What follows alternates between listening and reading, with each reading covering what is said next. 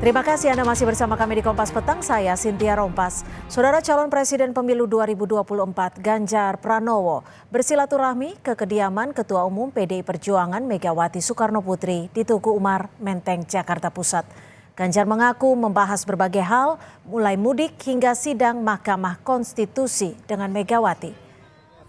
Ganjar menyebut dirinya bertemu Megawati kurang lebih 45 menit.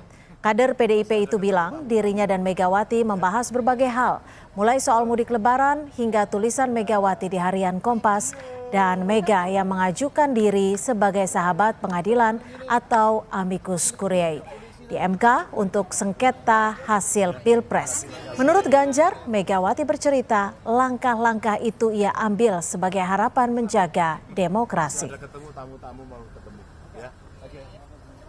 5 menit lalu lah. 45 menit lalu saya datang, kebetulan Ibu hari ini ada waktu kosong, pesawat mendarat langsung ke sini. Kemarin memang saya sempat ditanyain Ganjar di mana gitu. Karena hari pertama sampai keempat saya open house, maka saya sampaikan Ibu, saya nanti kesempatan pertama datang dan tadi dari bandara langsung. Ngobrol aja umum, cerita mudik, cerita ketemu masyarakat, piye masyarakat di daerah gitu ya. Ngobrol yang lain, cerita tulisan Ibu di Kompas, hari ini Ibu kirim amicus curiae gitu ya, itu semua tadi diceritakan ke sana dan ada sebuah harapan besar bahwa bagaimana demokrasi mesti kita jaga dengan gayanya Ibu menyampaikan melalui tulisan, melalui apa yang disampaikan di MK hari ini di amicus curiae gitu. Lebih pada cerita sampai di situ sih. Wakil Presiden terpilih yang juga Wali Kota Solo Gibran Rakabuming Raka bicara soal kemungkinan mengajak PDI Perjuangan berkoalisi bersama pengusung Prabowo Gibran. Gibran bilang kemungkinan itu turut dibahas oleh dirinya dan Presiden terpilih Prabowo Subianto dalam halal bihalal Lebaran di kediaman Prabowo beberapa waktu lalu. PDIP berkoalisi Mas Gibran terima nggak Mas kira-kira? Ya bisa dibicarakan, semua bisa dibicarakan. Sama ini Mas, Kami sempat membahas itu juga pada waktu halal bihalal kemarin ya. Segala kemungkinan ada. Ada penambahan koalisi juga mungkin Mas. Di pembahasan kemarin ada penambahan koalisi. Ya ada pembicaraan beberapa tentang itu. Ya, Mas ya. Sementara ada pula sinyal Partai Persatuan Pembangunan P3 merapat ke koalisi pengusung Prabowo Gibran, terutama setelah PLT Ketua Umum P3 Mardiono hadir di halal bihalal Partai Golkar. Erlangga bilang kemungkinan P3 gabung akan dibahas di internal koalisi Indonesia Maju. Ya, nanti kita bahas internal di koalisi Indonesia Maju. Tapi apakah sudah ada omongan-omongan Pak sebelum Belum ini ada. Pak? Ya. P3 bakal diajak merapat nggak Pak? Ya, nanti dibahas dalam tim. Ya. Ada jatahnya dong Pak? Apa? Ada jatahnya juga dong Pak untuk P3 apa Waduh, gimana saya Pak? belum paham. Ya, masih. Makasih Mas.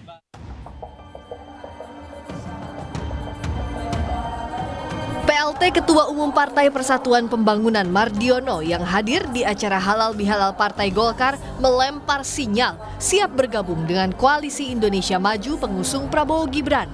Terlebih, P3 menjadi satu-satunya parpol di luar koalisi Prabowo Gibran yang hadir di acara itu dan duduk semeja dengan Ketua Umum Golkar Erlangga Hartarto, Sekjen Gerindra Ahmad Muzani, hingga putra Jokowi yang juga Ketua Umum PSI Kaesang Pangarep. Mardiono bilang P3 siap ikut membangun Indonesia pasca Pilpres dan menambahkan P3 saat ini masih menjadi bagian dari koalisi Indonesia Bersatu berisi Golkar, PAN, dan P3 yang dibentuk di awal pemilu. Ngomongin minal aidin wal faizin lebaran ya, maaf-maafan. Tapi intinya siap bergabung Pak ya? Ya. Sama pemerintahan berikutnya kalau diajak. Ya tentu kalau untuk membangun Indonesia kan harus bersama nanti. Karena tanda-tandanya ada Pak, maksudnya Bapak hadir di luar partai koalisi satu-satunya ketua parpol yang hadir. Enggak, kan saya dulu juga sebelum menjadi PLT Ketua Umum, saya kan koordinator KIB ya. Kemudian KIB itu kan sampai sekarang nggak dibubarkan secara resmi untuk membubarkan KIB itu kan tidak ada. Ya kami masih komunikasi baik dengan Pak Jul, ya dengan Pak Erlangga Hartarto, Ketua Umum Golkar dan Pan. Kami masih menjalin komunikasi, membicarakan soal kebangsaan itu masih.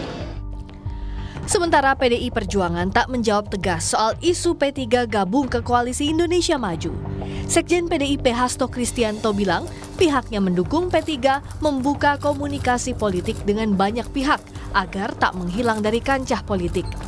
Hasto pun menuding ada operasi politik terhadap P3 yang membuat suara partai berlambang Ka'bah itu tergerus di pemilu 2024. Ya, PD Perjuangan kan sangat berkepentingan agar rejim ini tidak menghilangkan sejarah Partai Ka'bah yang menjadi sahabat PD Perjuangan. Nah, dalam rangka survival sebagai Partai Ka'bah, ya kami dorong P3 untuk melakukan komunikasi politik. Ya, jadi kami dukung langkah-langkah P3 untuk melakukan komunikasi politik karena ketika pemilu kemarin ada pihak-pihak yang melakukan operasi politik untuk mendorong partai tertentu termasuk PSI sehingga akhirnya membuat P3 tergerus. Itu hasil operasi politik. Untuk pertama kalinya, P3 gagal lolos ke DPR karena tak mampu melampaui ambang batas parlemen sebesar 4% di Pileg 2024. P3 hanya meraup 5.870.000 lebih atau 3,87% suara nasional. Tim Liputan, Kompas TV. Kita akan bahas mungkinkah sinyal P3 gabung ke koalisi Prabowo Gibran bisa terwujud. Sudah ada Dahlia Umar, Ketua DPP P3 dan Direktur Eksekutif Indikator Politik Indonesia Burhanuddin Muhtadi. Selamat sore Mbak Dahlia, Mas Burhan, terima kasih sudah bergabung bersama kami di Kompas Petang. Sore. Selamat sore, Mbak. Selamat sore, Mbak Dahlia. Ini PLT Ketum Mardiono sudah bilang kalau mau membangun bangsa harus bersama-sama. Ini sinyal kuat untuk bergabung bersama koalisi pendukung Prabowo Gibran? Ya, jadi yang disampaikan Pak Ketum adalah gambaran tentang bagaimana selama ini Partai Persatuan Pembangunan itu berkiprah ya.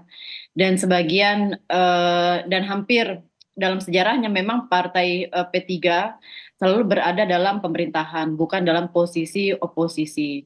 Sehingga kami menilai bahwa tentu sebuah kehormatan kalau P3 kemudian diminta untuk bergabung dalam pemerintahan Koalisi Indonesia Maju. Sebab sedianya dalam setiap pemilu selalu setiap mereka yang memenangkan pemilu ya, semua capres yang memenangkan pemilu tentu berusaha untuk menggalang dukungan sebesar-besarnya partai di luar dari partai koalisi untuk memaksimalkan dukungan parlemen. Dan menurut saya itu hal yang sangat baik untuk memastikan bahwa pemerintahan menjadi lebih kuat ketika antara kekuatan eksekutif dan legislatifnya itu adalah mayoritas yang tidak berpotensi untuk membuat ketidakstabilan dalam pengambilan keputusan atau dalam realisasi program-program pemerintah karena didukung oleh parlemen yang kuat. Artinya ini sudah firm ya akan ikut bergabung dalam koalisi Indonesia Maju? Sudah diajak atau gimana nih? Kami menunggu untuk pembicaraan selanjutnya. Ini kan masih dalam tahap mungkin ya pengayaan di tingkat elit. Belum kemudian ada kabar baru minimal kepada kami di jajaran pengurus DPP tentang langkah konkret selanjutnya. Tetapi pada prinsipnya kami mendukung dan kami mengapresiasi kalau P3 kemudian bergabung dalam koalisi pemerintahan yang baru saja menang dalam Pilpres. Oke, Mas Burhan, ini memungkinkan tidak sih manuver P3 ini untuk gabung ke koalisi Indonesia Maju? Ya sangat memungkinkan, Cynthia.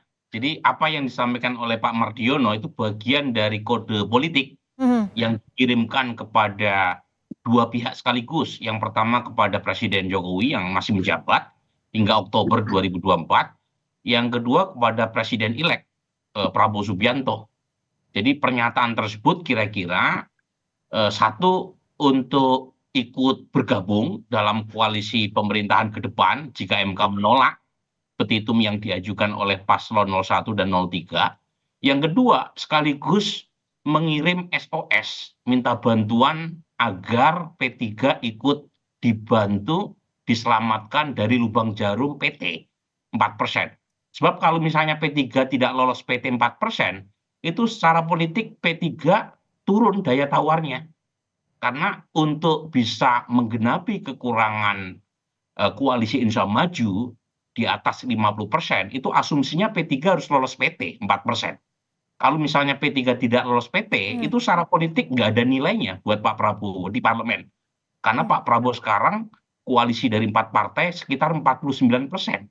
Jadi kurang dari 1% untuk dapat 50% persatu.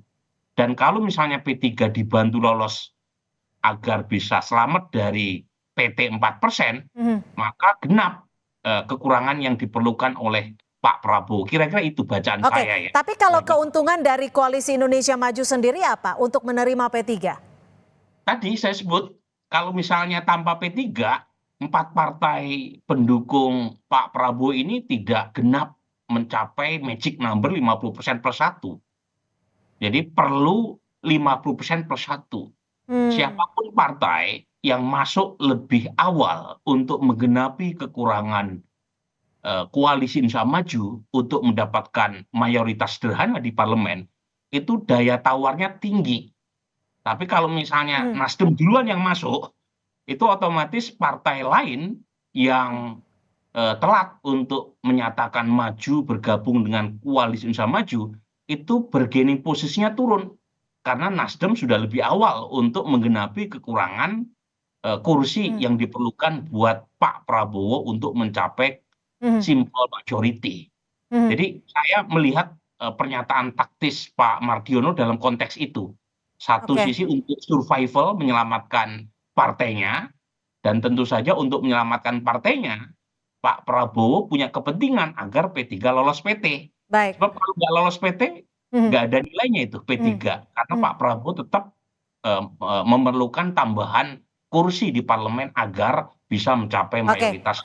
Mbak Dahlia, kalau P3 sendiri sudah sempat berkomunikasikah dengan PDI Perjuangan sebelum ada statement dari Pak Mardiono ini? Ya, dengan Partai PDI Perjuangan tentu kami tetap berkomitmen ya bahwa koalisi ini adalah koalisi yang tetap berkomitmen sampai pemilu kemudian dilaksanakan. Dan kami juga berkomitmen untuk membangun hubungan yang tetap baik gitu, walaupun hasil pemilu pilpresnya memang mengecewakan. Tetapi yang kami pikirkan sekarang adalah kita tidak harus berhenti atau tidak boleh berhenti pada berada dalam posisi yang tidak jelas untuk kedepannya seperti apa, karena kemanfaatan partai dan kemanfaatan apa yang kami miliki tentu harus kami maksimalkan dengan cara bagaimana kita menindaklanjuti pemilu sekarang. Nah, itu yang saya kira sangat penting buat P3 menentukan sikap. Dan seperti yang saya sampaikan tadi bahwa selama sejarahnya P3 itu adalah bagian dari pemerintahan, lepas dari siapapun menjadi pemenang pemilu, pada akhirnya P3 selalu ada dalam masuk dalam pemerintahan. Sehingga untuk masuk kembali ke dalam pemerintahan lepas dari hasil Pilpres kemarin itu sangat mungkin, dan itu menurut saya seperti yang tadi disampaikan oleh Prof. Burhanuddin, itu sangat masuk akal ya. Pertama, tentu ini keuntungannya untuk banyak pihak, dan yang kedua itu kemanfaatannya juga lebih jelas ya, untuk kemudian bisa menstabilkan pemerintahan. Dan tentu kami di MK sekarang berjuang untuk masuk PT, Prof. Burhanuddin. Kenapa? Karena kami memiliki bukti-bukti yang sangat jelas seperti yang tadi Pak Hasto bilang, ada perekayasaan data-data yang membuat kemudian neraca antara data pemilih dan perolehan suara sah itu menjadi tidak sesuai dengan apa yang kami temukan di lapangan. Sehingga keyakinan kami adalah kalau seandainya kemudian ada koreksi, sungguh-sungguhnya P3 itu sudah memenuhi parliamentary threshold.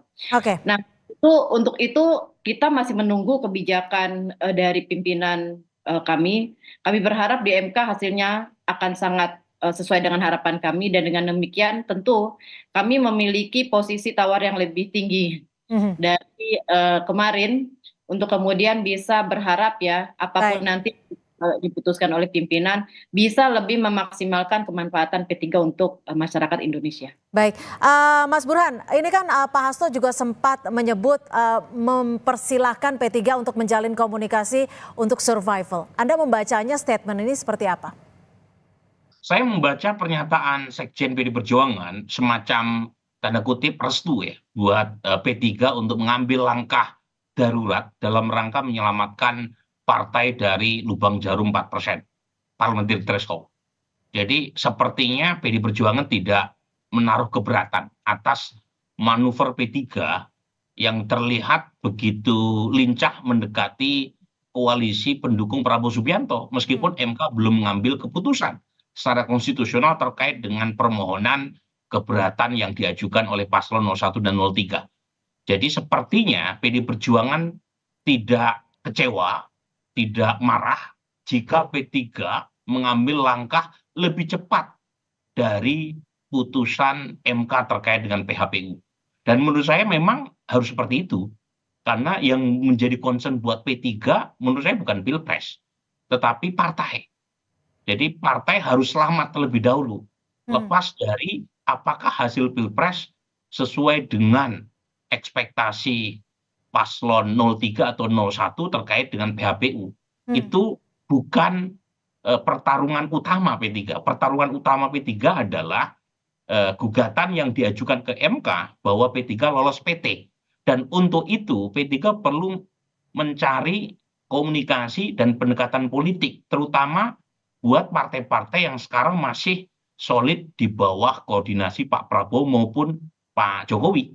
Jadi pada titik itu bacaan saya PD Perjuangan tidak keberatan jika P3 melakukan dansa-dansi ya, ini istilahnya Ibu Mega, untuk mendapatkan kesesuaian atau ekspektasi tadi bisa di.